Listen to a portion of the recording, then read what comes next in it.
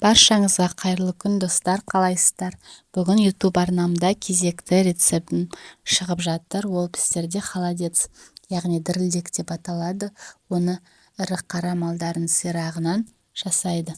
Ол үшін алдымен 3-4 ірі қара малдың сирағын әбден піскенше 2-3 сағат отта қайнатамыз.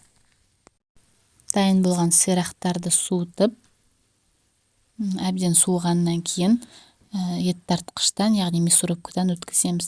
Оған үстіне 3 картошка және де 1 сәбіз қосамыз. Қалауымызша сарымсақтар қосып, араластырып, мясорубкадан өткізіп аламыз. Сирақ еттері витаминге өте бай. Сондықтан да міндетті түрде қыс айында, көктем айында осыны жасап жеу өте пайдалы. Ал енді мясорубкадан өткізген сирақтардың еттерін, картошка, морков барлығын сирақ піскен сорпаға кері саламыз да жақсылап араластырамыз. Және де осы сорпаны тағы да ішіндегі картошкасы, сәбізі піскенше қайнатып аламыз.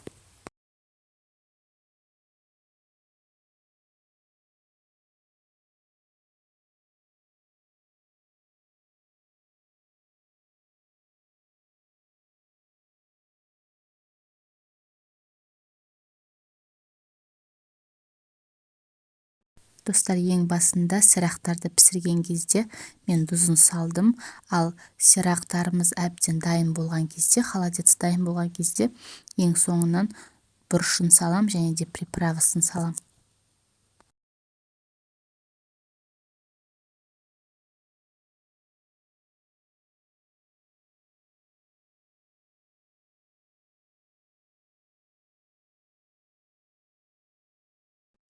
Осыларды араластырып болғаннан кейін үстіне ең соңынан укроп салам. Дәмі өте ерекше болады. Сол кезде осылай жасап көріңіздер достар.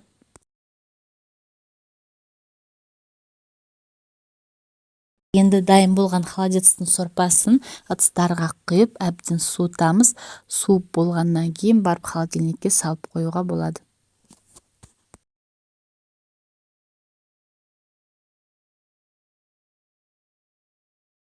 Холодец әбден суып болғаннан кейін осылай турап дастарханға ұсынуға болады. Достар, егер де мен рецептім ұнаса, маған комментария, лайк басып, және де маған тіркелуді ұмытпаңыздар. Нағыз қыста жейтін, көктем кезде витаминге бай осындай тағамды жасап көруге сіздерге кеңес беремін. Менімен болғандарыңызға көп рахмет. Ас болсын және де сау болыңыздар.